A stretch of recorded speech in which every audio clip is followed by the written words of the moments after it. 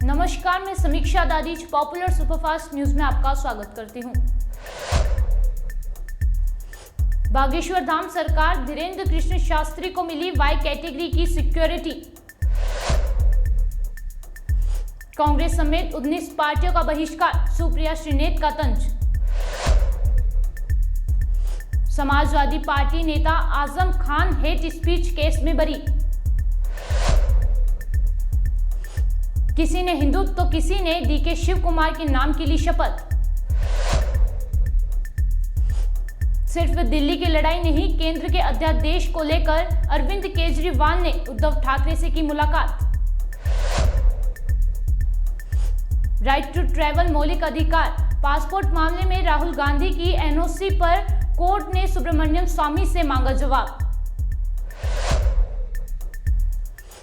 आने वाली है कोरोना से भी खतरनाक महामारी, WHO ने दी चेतावनी, 2 करोड़ लोगों की होगी मौत। स्पीकर ही करे उद्घाटन, पीएम मोदी नामंजूर, नई संसद पर ओबीसी ने छेड़ा नया राग। अमृतसर में गैंगस्टर जर्नैल सिंह की हत्या, मारी गई 25 गोलियां। पीएम मोदी ने उत्तराखंड को दी बड़ी सौगात, दिल्ली देहरादून वंदे भारत एक्सप्रेस को दिखाई हरी झंडी। अब खबरें विस्तार से। आज हम बात करेंगे बागेश्वर धाम सरकार के धीरेन्द्र कृष्ण शास्त्री की। मशहूर कथावाचक बागेश्वर धाम सरकार धीरेन्द्र कृष्ण शास्त्री की सुरक्षा बढ़ा दी गई है। उन्हें वाई कैटेगरी की सुरक्षा दी गई है। केंद्र सरकार की तरफ से इसे मंजूरी भी मिल गई है।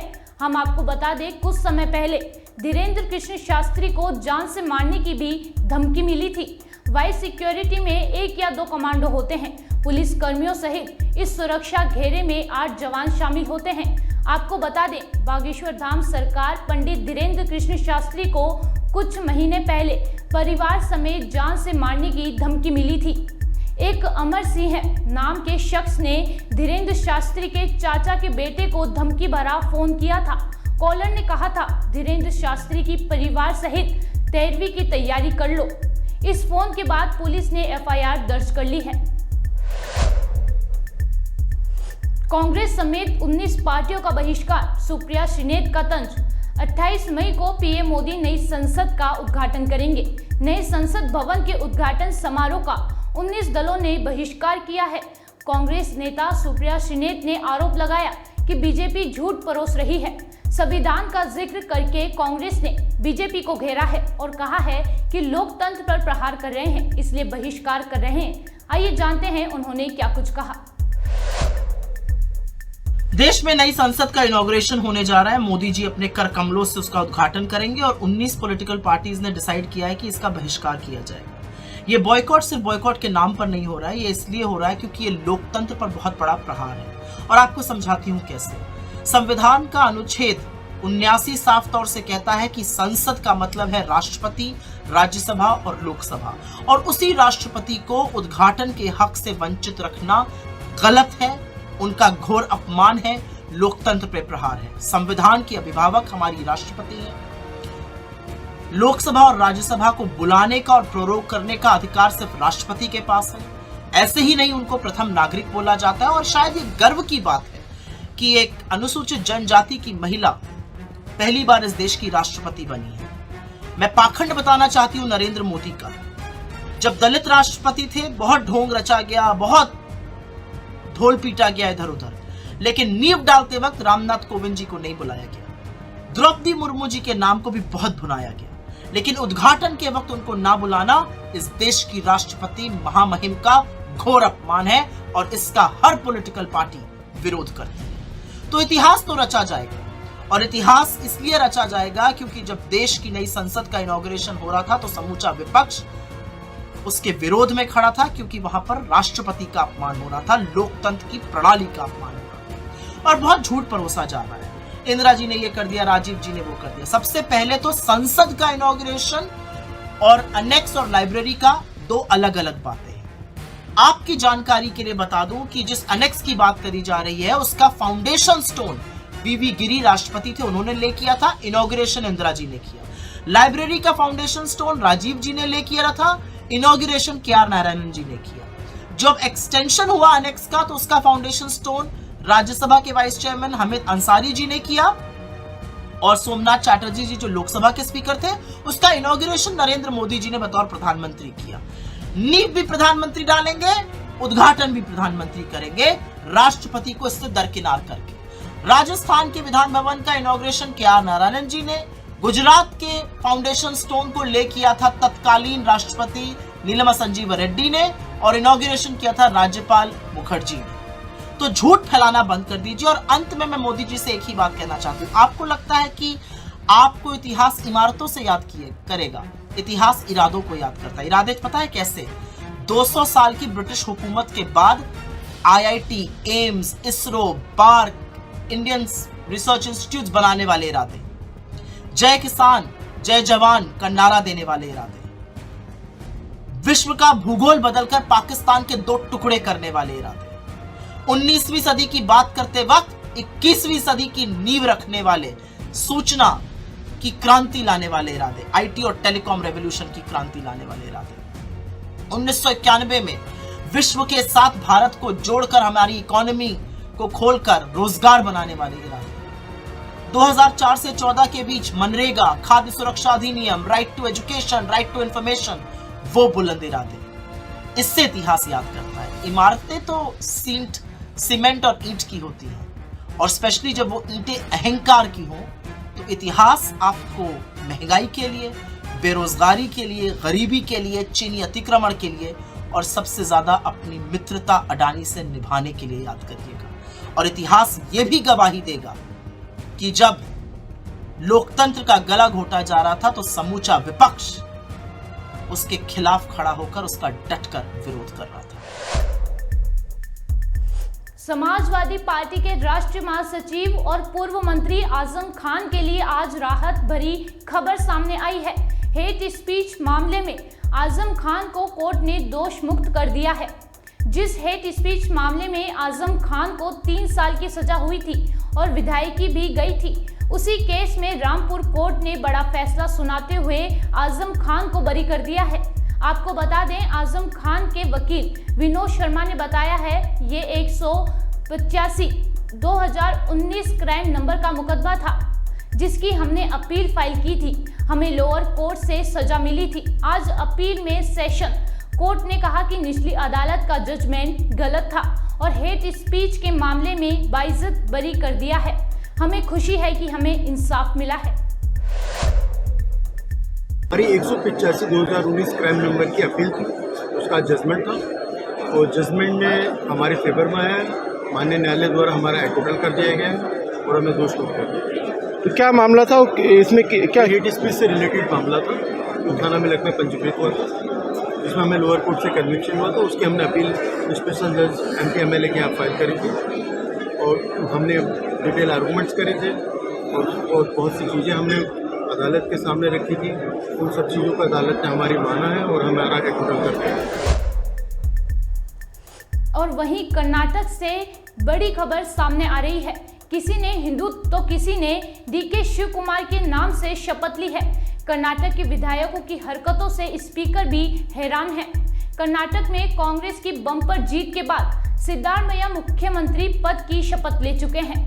विधानसभा में अपने अपने क्षेत्र से जीत कर आए तमाम विधायकों ने भी शपथ ली है।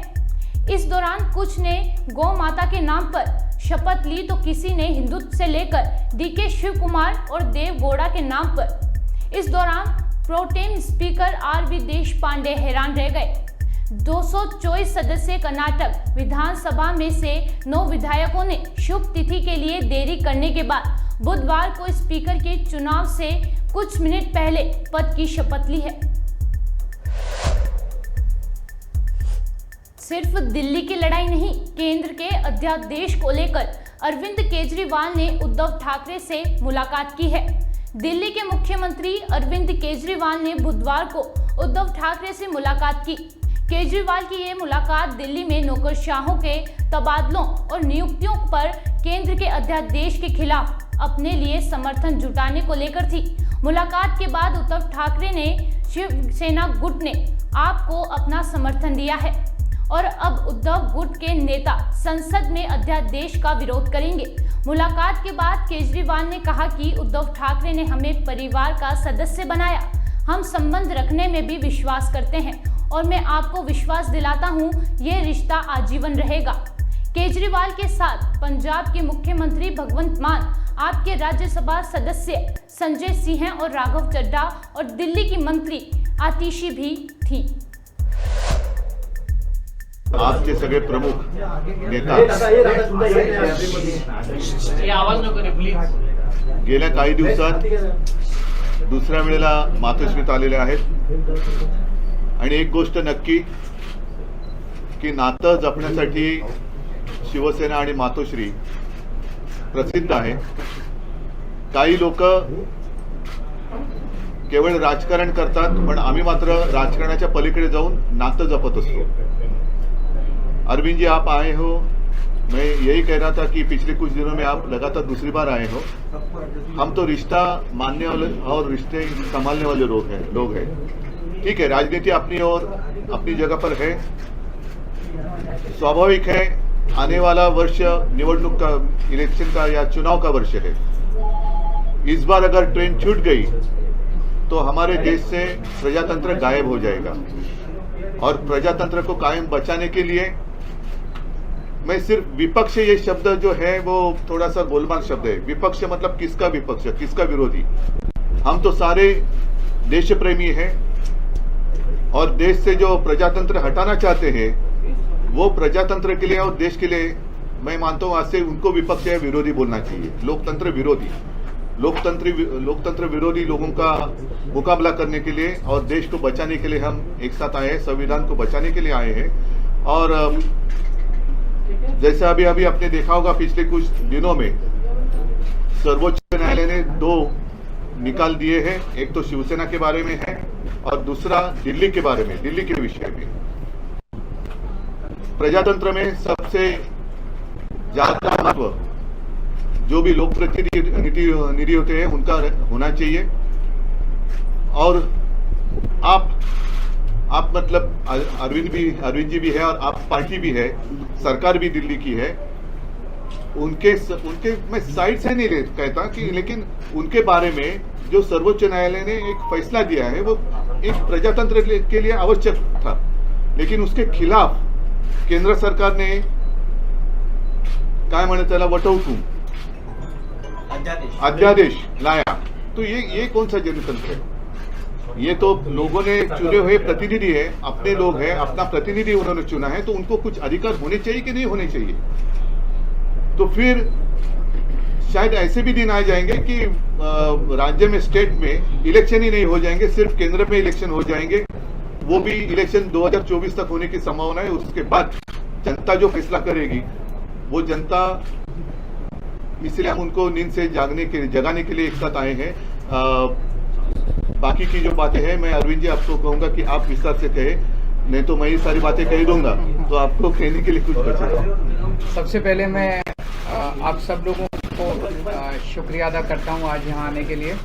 मैं उद्धव जी का, उनके पूरे परिवार का और उनकी पार्टी का अपनी तरफ से, अपनी पार्टी की तरफ से और हमारी पूरी टीम की तरफ से, हम जो लोग आए हैं सबकी तरफ से तहे दिल से शुक्रिया अदा करता हूँ। इतना उन्होंने अब हमें अपने परिवार का हिस्सा बना लिया है।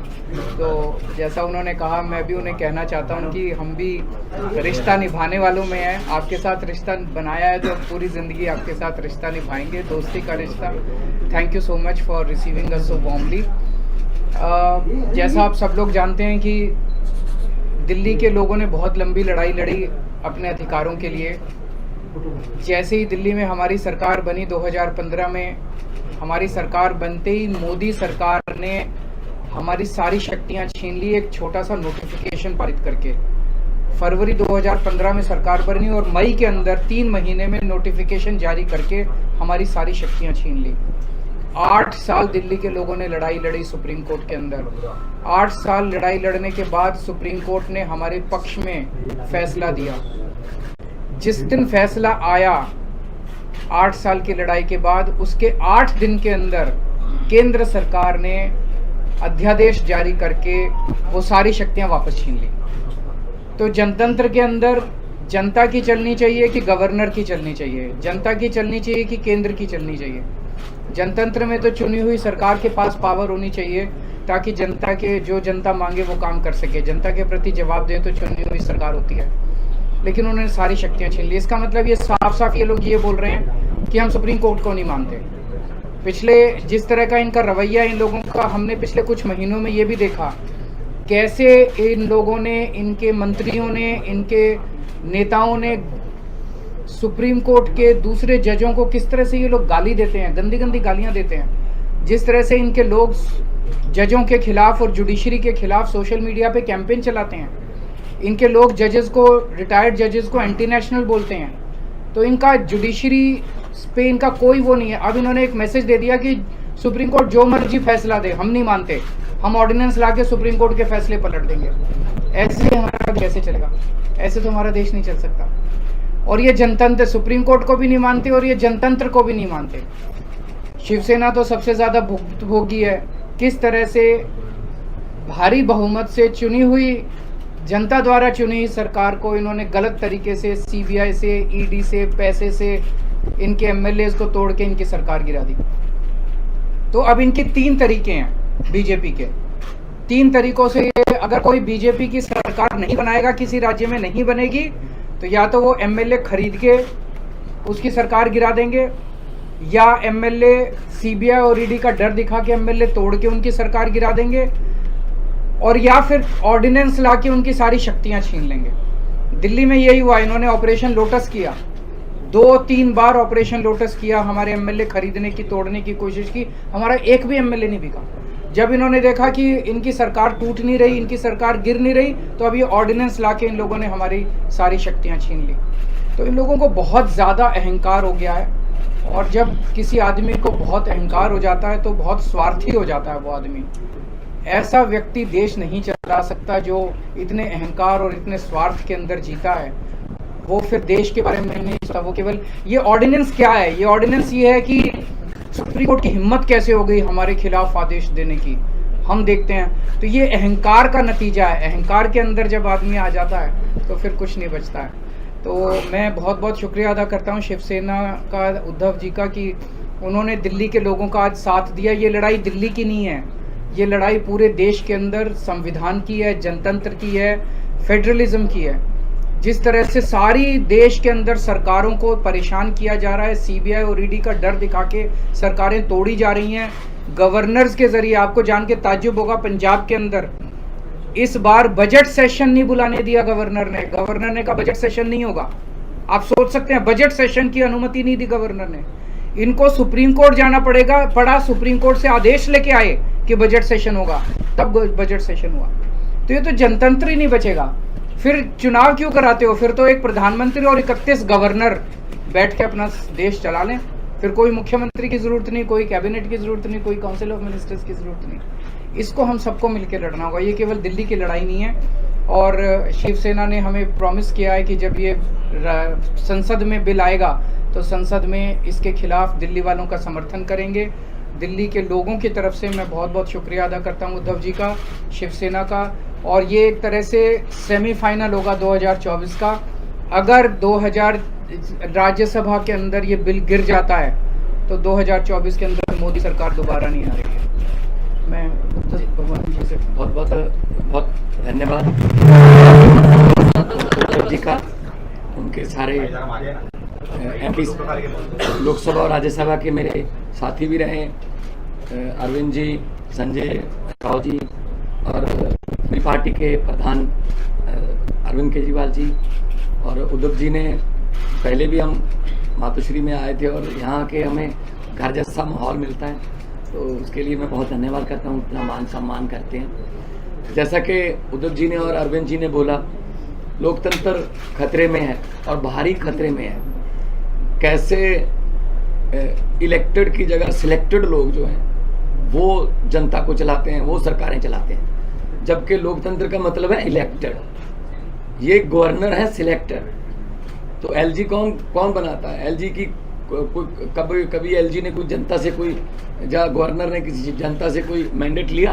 नहीं लिया, अपनी मर्जी का गवर्नर लगा दिया, तंग करो चुनी हुई सरकार को। अगर सरकार इनकी नहीं बनी, हमें भी बजट सेशन के लिए सुप्रीम कोर्ट आना पड़ा। हमारे तो गवर्नर साहब इस बात से भी मुकर गए थे बजट सेशन में कि मैं माई गवर्नमेंट नहीं कहूँगा। तो हमने कहा जी माई गवर्नमेंट क्यों नहीं कहोगे आप? आपकी गवर्नमेंट, आपके सम्मान किया आपने, तो भाषण जो लिखा है वो तो पढ़ना पड़ेगा आपको, वो तो संविधान में है। इसके लिए भी हमें सुप्रीम कोर्ट से ऑर्डर लेना पड़ा कि आपको माई गवर्नमेंट कहना पड़ेगा, वरना दिस गवर्नमेंट कहने वाले थे। दिस गवर्नमेंट मतलब जो राजभवन है पूरे देश में वो बीजेपी के हेड ऑफिस बन गए हैं, जो गवर्नर हैं वो स्टार कैंपेनर बन गए हैं बीजेपी के। ये लोकतंत्र नहीं है। गुलदस्ते में एक ही तरह के फूल नहीं हो सकते। भारत एक गुलदस्ता है, हर फूल का अपना अपना रंग है, हर फूल की अपनी खुशबू है। तो एक माला की तरह भारत है, हर माला का मन का जो है वो अलग अलग रंग का है। लेकिन ये चाहते हैं हमारा ही हो सब कुछ, हमारा ही हो सब कुछ, हम ही राज करें। जैसा कि अरविंद जी ने बताया, अगर जीत के नहीं आते, इलेक्शन से नहीं आते, तो बाई इलेक्शन से आ जाते हैं। अगर बाई इलेक्शन से ना आए तो खरीद लेते हैं। तो देश के लिए लोकतंत्र जो है, जैसा कि अदूब जी ने कहा कि विपक्ष नहीं है हम तो देश को प्यार करने वाले लोग हैं। असल में असली जो विरोधी हैं देश के वो हैं जो देश को चला रहे हैं, जो लोकतंत्र की हत्या कर रहे हैं, जो हर रोज धज्जियां उड़ा रहे हैं लोकतंत्र की। तो दिल्ली की, उसके बाद आपको सुन के ताजुब होगा, 2015 में शक्तियां छीन ली, तब 67 सीट आई थी 70 में से। शक्तियां ना होने के बावजूद भी अरविंद जी ने काम किए अपने दृढ़ इरादों से, क्योंकि उड़ान जो है वो हौसलों से होती है, वो पंखों से नहीं होती। तो शक्तियां छीनने के बाद भी काम किए। 2020 में दोबारा शक्ति दी लोगों ने, 63 सीट्स। अब इनको यही दिक्कत है कि हम लोग अब एमसीडी भी हार गए। अब इनको ये लगता है कि हम धीरे धीरे देश में हारना शुरू कर चुके हैं। तो अभी देश को बचाना है, अगर सभी को इकट्ठे होना पड़ेगा। हाँ, कुछ विचारक मतभेद होंगे कई पार्टियों के देश में, लेकिन देश बचाने के लिए हमें इकट्ठा होना पड़ेगा। अगर देश ही ना बचा तो फिर पार्टियां क्या करेंगी? पार्टियों का प्रधान बन के, मुख्यमंत्री बन के क्या करोगे जब देश ही ना रहा? 24 में अगर ये आ गए, ये संविधान बदल देंगे। और ये जिस तरीके से चल रहे हैं प्रधानमंत्री जी, बिल्कुल आने वाले दिनों में नरेंद्र पुतिन बनने वाले हैं ये। हाँ, ये इलेक्शन ही कराएंगे, ये कहेंगे 35 साल की मैं ही हूँ, बस 40 साल की मैं ही हूँ। तो ये उन राहों पर चल रहे हैं। तो ये बहुत खतरनाक है। देश का लोकतंत्र जो है, देश के शहीदों ने अपना खून का कतरा कतरा, हमारे पुरखों ने कतरा कतरा खून का बहा के ये देश हमको लेके दिया था। ये किसी के बाप की जागीर नहीं है कि ये देश के मालिक बन के बैठ गए।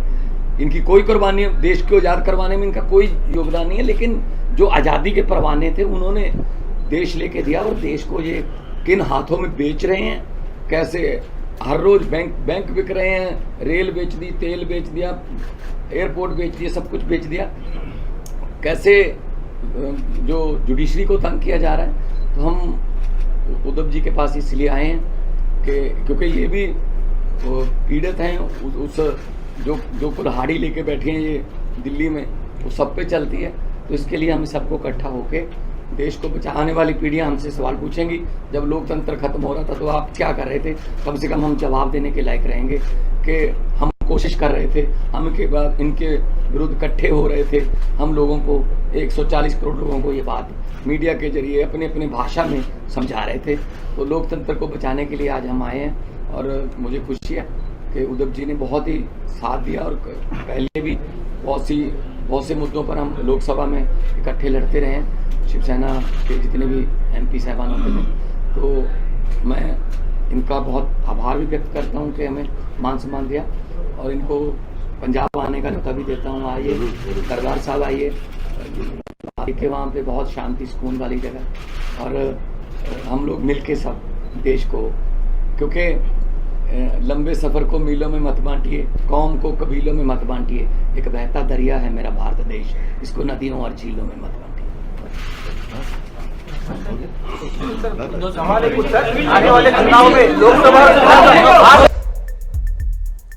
राइट टू ट्रेवल मौलिक अधिकार पासपोर्ट मामले में राहुल गांधी की एनओसी पर कोर्ट ने सुब्रमण्यम स्वामी से मांगा जवाब। नए पासपोर्ट के लिए एनओसी की मांग कर रहे कांग्रेस नेता राहुल गांधी की याचिका पर बुधवार को दिल्ली के राउज एवेन्यू कोर्ट में सुनवाई हुई। सुनवाई के दौरान सुब्रमण्यम स्वामी ने एनओसी जारी करने का विरोध किया। उन्होंने कहा कि वह राहुल गांधी बार बार विदेश जाते हैं, उनके बाहर जाने से जांच में रुकावट पैदा हो सकती है। सुनवाई के दौरान कोर्ट ने स्वामी को कल तक जवाब दाखिल करने के लिए कहा है। इस मामले पर अब अदालत में 26 मई को सुनवाई होगी। कोर्ट ने कहा कि पिछले 5 साल से राहुल बाहर जा रहे हैं और हर सुनवाई पर उनके वकील भी कोर्ट में पेश होते हैं। आपको बता दें, संसद सदस्यता जाने के बाद राहुल गांधी ने अपना डिप्लोमेटिक पासपोर्ट सरेंडर कर दिया था। नेशनल हेराल्ड मामले में नाम होने की वजह से राहुल गांधी को साधारण पासपोर्ट जारी कराने के लिए कोर्ट की एनओसी की जरूरत है। और वहीं बड़ी खबर सामने आ रही है, आने वाली है कोरोना से भी खतरनाक महामारी। WHO चीफ ने दी चेतावनी, 2 करोड़ लोगों की होगी मौत। विश्व स्वास्थ्य संगठन के प्रमुख डॉक्टर टेड्रोस ने कहा कि दुनिया को एक ऐसे वायरस के लिए तैयार रहना चाहिए जो कोविड से भी घातक होगा। WHO चीफ ने कहा कि आने वाले वायरस से कम 2 करोड़ लोग मारे जाएंगे। हाल ही में ग्लोबल हेल्थ बॉडी ने ये घोषणा की कि कोविड-19 महामारी अब हेल्थ इमरजेंसी नहीं रही है। WHO चीफ ने जिनेवा में अपनी सालाना हेल्थ कॉन्फ्रेंस में बताया कि ये समय आने वाली महामारी को रोकने के लिए है। इसके लिए बातचीत को आगे बढ़ाने का समय है। स्विट्जरलैंड के जिनेवा में वर्ल्ड हेल्थ कॉन्फ्रेंस की एक बैठक में WHO प्रमुख ने चेतावनी दी कि कोविड-19 महामारी अभी खत्म नहीं हुई है। देश के नए संसद पर जारी सियासी संग्राम के बीच ऑल इंडिया मजलिस इत्तेहादुल मुस्लिमीन AIM के मुखिया असदुद्दीन ओवैसी ने नया राग छेड़ा है। कांग्रेस सहित 19 विपक्षी दलों ने इसके उद्घाटन कार्यक्रम का बहिष्कार किया है। वहीं विपक्ष की मांग है कि इसका उद्घाटन प्रधानमंत्री नरेंद्र मोदी नहीं बल्कि राष्ट्रपति द्रौपदी मुर्मू करे। इस बीच ओवैसी ने मांग की है कि इसका उद्घाटन स्पीकर से ही कराया जाए। अगर पीएम मोदी इसका उद्घाटन करते हैं तो मैं और मेरी पार्टी इस कार्यक्रम में शामिल नहीं होंगी। ओवैसी ने कहा कि नए संसद भवन की जरूरत है, इसको कोई अस्वीकार नहीं कर सकता, लेकिन इसका उद्घाटन प्रधानमंत्री द्वारा नहीं होना चाहिए क्योंकि ये शक्ति के पृथक्करण के सिद्धांत के खिलाफ है। विपक्षी दलों ने हमारी पार्टी से संपर्क नहीं किया है। उद्घाटन लोकसभा स्पीकर को करना चाहिए क्योंकि वे संसद के अभिरक्षक हैं। प्रधानमंत्री अगर राजी हो जाते हैं कि स्पीकर ओम बिरला इस कांग्रेस इनॉग्रेट करेंगे तो MIM पार्टी उसमें उस फंक्शन में जाएगी। अगर प्रधानमंत्री हमारी बात को नहीं जाएगी तो हमारा मानना यह है कि प्रधानमंत्री एग्जीक्यूटिव के तौर पर वो theory of separation of powers को कमजोर करना चाहते हैं, वो लेजिस्लेचर के डोमेन में हावी होना चाहते हैं और ये हमारे बेसिक कॉन्स्टिट्यूशन के संविधान के बेसिक स्ट्रक्चर का हिस्सा है। ये संविधान के लिए भी ठीक नहीं है, ये theory of separation of powers के लिए ठीक नहीं है, ये इंडिपेंडेंस ऑफ लेजिस्लेचर के लिए ठीक नहीं है। अगर प्रधानमंत्री वजीर आजम बजिद हैं कि मैं ही करूंगा इसका, तो फिर हम इस फंक्शन में शिरकत नहीं करें। और वहीं पंजाब के अमृतसर से बड़ी खबर सामने आ रही है। पंजाब में गैंगस्टर जरनैल सिंह की हत्या कर दी गई है। उसे 20 से 25 गोलियां मारी गई, जिससे उसकी मौके पर ही मौत हो गई। ये घटना अमृतसर के सटियाला गांव में हुई, जहां कुछ लोगों ने गैंगस्टर जरनैल सिंह पर ताबड़तोड़ गोलियां चलाई। जरनैल को अस्पताल ले जाया गया है, जहां उसे मृतक घोषित कर दिया गया है। पुलिस ने मामले की जांच शुरू कर दी है। इस घटना का सीसीटीवी फुटेज भी सामने आया है, जिसमें देखा जा सकता है कि कुछ नकाबपोश उन्हें सरेआम गोलियां मार रहे हैं। जरनैल सिंह एक नामी गैंगस्टर था जिसके खिलाफ 4 मामले दर्ज थे। वे फिरौती, आर्म्स एक्ट और गोलीबारी जैसे मामलों में नामजद था। पीएम मोदी ने उत्तराखंड को दी बड़ी सौगात। दिल्ली देहरादून वंदे भारत एक्सप्रेस को दिखाई हरी झंडी। पीएम मोदी ने गुरुवार को देहरादून और दिल्ली के बीच चलने वाली वंदे भारत एक्सप्रेस को हरी झंडी दिखाई है। ये ट्रेन देहरादून से दिल्ली के आनंद विहार के बीच चलेगी। 29 मई से आम जनता के लिए वंदे भारत एक्सप्रेस उपलब्ध रहेगी। इस अवसर पर क्या बोले पीएम मोदी, देखें ये तस्वीरें।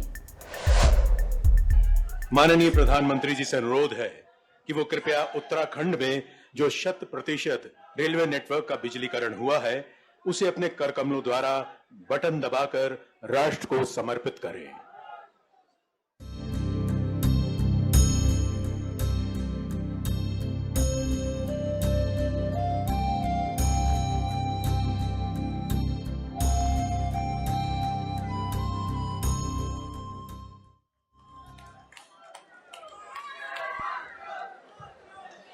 एक बार फिर हम माननीय प्रधानमंत्री जी से विनम्र निवेदन करते हैं कि वे कृपया अपने आशीर्वचनों से हम सभी को अनुग्रहित करते हुए हमारा मार्ग प्रशस्त करें।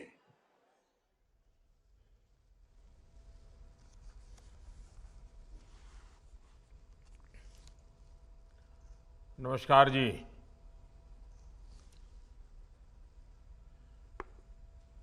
उत्तराखंड के राज्यपाल श्रीमान गुरमीत सिंह जी,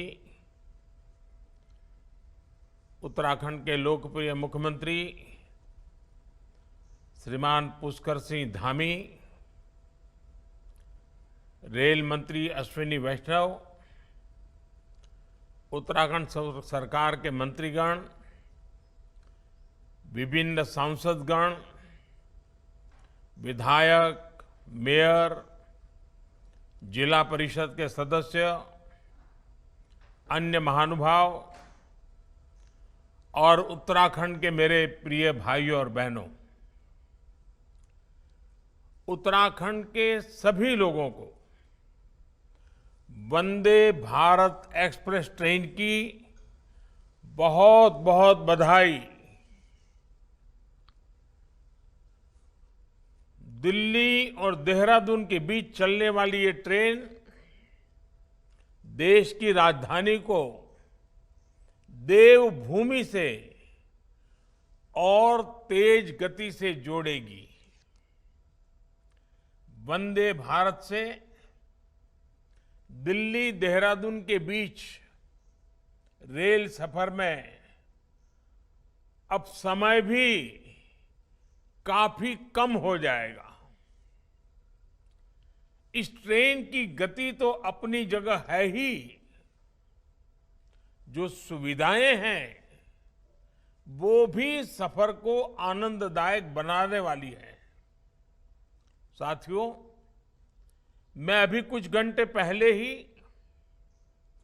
3 देशों की यात्रा करके लौटा हूं। आज पूरा विश्व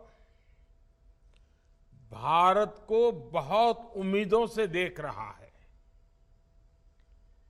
हम भारत के लोगों ने जिस तरह अपनी अर्थव्यवस्था को मजबूती दी है, जिस तरह हम गरीबी से लड़ रहे हैं, उसने पूरी दुनिया का विश्वास जगा दिया है। जिस कोरोना से लड़ने में बड़े बड़े को लेकर चर्चा है, विश्व के लोग भारत को समझने के लिए, देखने के लिए भारत आना चाहते हैं। ऐसे में उत्तराखंड जैसे इतने सुंदर राज्यों के लिए ये बहुत बेहतरीन अवसर है। इस अवसर का पूरा लाभ उठाने में ये वंदे भारत ट्रेन भी उत्तराखंड की मदद करने वाली है। साथियों, उत्तराखंड देवभूमि है। मुझे याद है, मैं जब बाबा केदार के दर्शन करने गया था तो दर्शन के बाद अनायास ही मेरे मुख से कुछ पंक्तियां निकली थी। बाबा केदार के आशीर्वाद स्वरूप ये पंक्तियां थी और यूं ही मैं बोल पड़ा था, ये दशक उत्तराखंड का दशक होगा। उत्तराखंड आज जिस तरह से कानून व्यवस्था को सर्वोपरि रखते हुए विकास के अभियान को आगे बढ़ा रहा है, वो बहुत सराहनीय है। ये इस देवभूमि की पहचान को संरक्षित करने के लिए भी अहम है और मेरा तो विश्वास है कि ये देवभूमि आने वाले समय में पूरे विश्व की आध्यात्मिक चेतना के आकर्षण का केंद्र बनेगी। हमें इस सामर्थ्य के अनुरूप भी उत्तराखंड का विकास करना होगा। अगर हम अभी ही देखें तो 4 धाम यात्रा पर आने वाले तीर्थ यात्रियों की संख्या हर वर्ष पुराने सारे रिकॉर्ड तोड़ देती है, नया रिकॉर्ड बना देती है। अभी बाबा केदार के दर्शनों के लिए कितने श्रद्धालु बढ़ रहे हैं, ये हम सब देख रहे हैं। हरिद्वार में होने वाले कुंभ और अर्ध कुंभ में दुनिया भर से करोड़ों श्रद्धालु आते हैं। हर वर्ष जो कांवड़ यात्रा होती है उसमें भी लाखों करोड़ों लोग उत्तराखंड पहुंचते हैं। देश में ऐसे राज्य कम ही हैं जहां इतनी बड़ी संख्या में श्रद्धालु आते हैं। श्रद्धालुओं की ये संख्या उपहार भी है और इतनी बड़ी संख्या को संभाल पाना एक भगीरथ कार्य भी है। इस भगीरथ कार्य को आसान बनाने के लिए ही डबल इंजन की सरकार डबल शक्ति से, डबल गति से काम कर रही है। बीजेपी सरकार का पूरा जोर विकास के नवरत्नों पर है। पहला रत्न केदारनाथ बद्रीनाथ धाम में 1300 करोड़ रुपए से पुनर्निर्माण का कार्य। दूसरा रत्न 2500 करोड़ रुपए की लागत से गौरीकुंड, केदारनाथ और गोविंद घाट हेमकुंड साहब रोपवे का कार्य। तीसरा रत्न कुमायूं के पौराणिक मंदिरों को भव्य बनाने के लिए मानसखंड मंदिर माला मिशन का काम। चौथा रत्न पूरे राज्य में होम स्टे को बढ़ावा। मुझे बताया गया है कि राज्य में 4000 से अधिक होम स्टे रजिस्टर हो चुके हैं। पांचवा रत्न 16 इको टूरिज्म डेस्टिनेशन का विकास। छठा रत्न उत्तराखंड में स्वास्थ्य सेवाओं का विस्तार। उधम सिंह नगर में एम्स का सैटेलाइट सेंटर भी बनाया जा रहा है। सातवां रत्न करीब 2000 करोड़ रुपए की लागत वाली टिहरी लेक डेवलपमेंट परियोजना। आठवां रत्न ऋषिकेश हरिद्वार का एडवेंचर टूरिज्म और योग की राजधानी के रूप में विकास। और नवा रत्न टनकपुर बागेश्वर रेल लाइन। इस रेल लाइन पर भी जल्द काम शुरू हो जाएगा और आप लोगों ने एक कहावत सुनी होगी, सोने पर सुहागा। इसलिए इन नवरत्नों की माला को पिरोने के लिए इंफ्रास्ट्रक्चर के जो प्रोजेक्ट यहां चल रहे हैं, उन्हें भी धामी जी की सरकार ने नई ऊर्जा दी है। 12,000 करोड़ रुपए की लागत से 4 धाम महापरियोजना पर तेज गति से काम हो रहा है। दिल्ली देहरादून एक्सप्रेसवे तैयार होने से देहरादून दिल्ली के बीच सफर और आसान हो जाएगा। रोड कनेक्टिविटी के साथ ही रोपवे कनेक्टिविटी के लिए भी उत्तराखंड में बड़े पैमाने पर काम हो रहा है। पर्वतमाला योजना आने वाले दिनों में उत्तराखंड का भाग्य बदलने जा रही है। इसके लिए जिस कनेक्टिविटी का उत्तराखंड के लोगों ने बरसों इंतजार किया है, वो इंतजार भी हमारी सरकार समाप्त कर रही है। ऋषिकेश कर्णप्रयाग रेल परियोजना 2-3 साल में पूरी हो जाएगी। 16,000 करोड़ रुपए से ज्यादा खर्च इस योजना के पीछे किए जा रहे हैं। ऋषिकेश कर्णप्रयाग रेल प्रोजेक्ट पूरा होने के बाद उत्तराखंड का एक बड़ा क्षेत्र राज्य के लोगों और पर्यटकों के लिए सुगम हो जाएगा। इससे यहां निवेश, उद्योगों के विकास, रोजगार के नए नए अवसर बनेंगे और देवभूमि पर विकास के इस महाअभियान के बीच अब ये वंदे भारत ट्रेन भी उत्तराखंड के लोगों के लिए एक भव्य उपहार साबित होगी। साथियों, आज राज्य सरकार के प्रयासों से उत्तराखंड तेजी से पर्यटन hub, adventure tourism hub, film shooting destination, wedding destination के रूप में भी उभर रहा है। आज उत्तराखंड के नए नए स्थल, नए नए टूरिस्ट हब देश विदेश के पर्यटकों को आकर्षित कर रहे हैं। इन सभी को वंदे भारत ट्रेन से बहुत मदद मिलेगी। अब तो देश के कोने कोने में वंदे भारत ट्रेनें चलनी शुरू हो चुकी है। जब परिवार के साथ कहीं लंबी दूरी तय करनी हो तो ट्रेन ही लोगों की पहली पसंद होती है।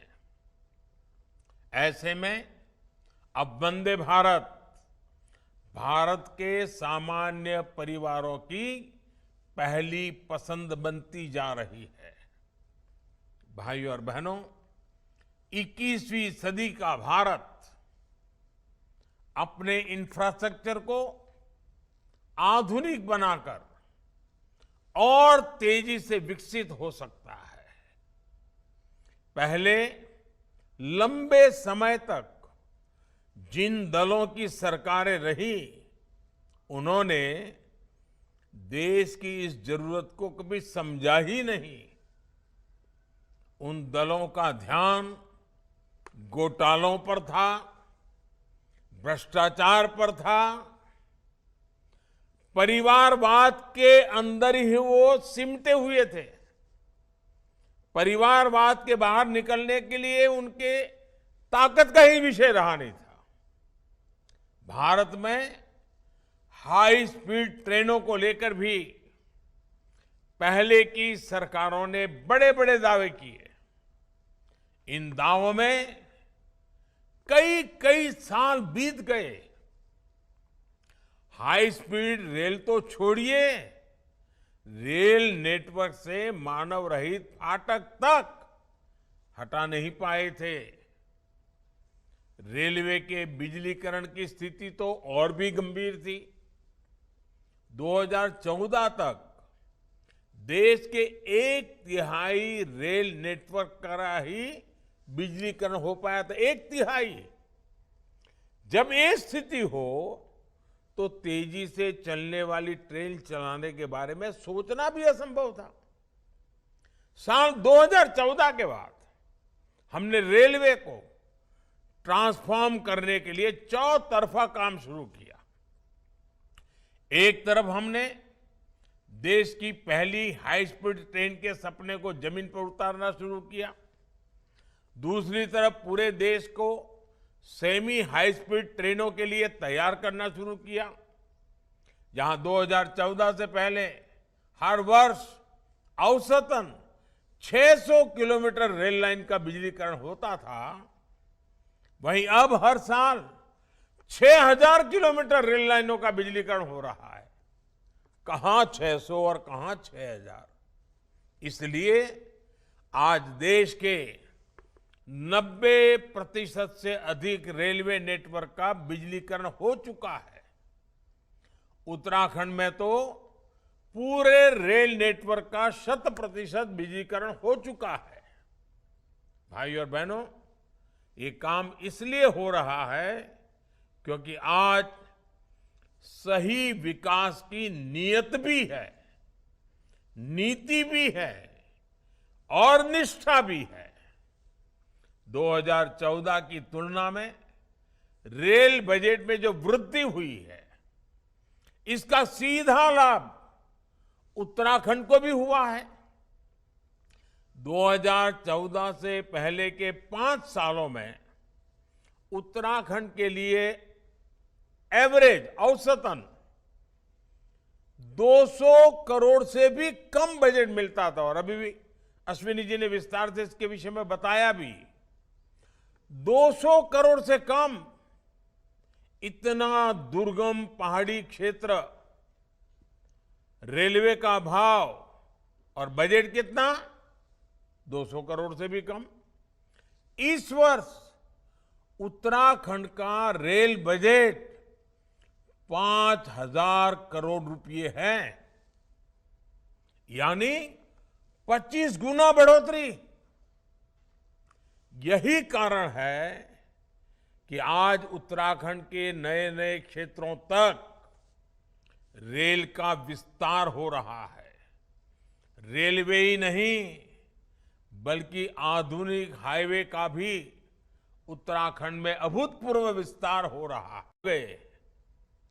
उस पीड़ा को हम समझते हैं। आने वाली पीढ़ी को उस पीड़ा से हम बचाना चाहते हैं।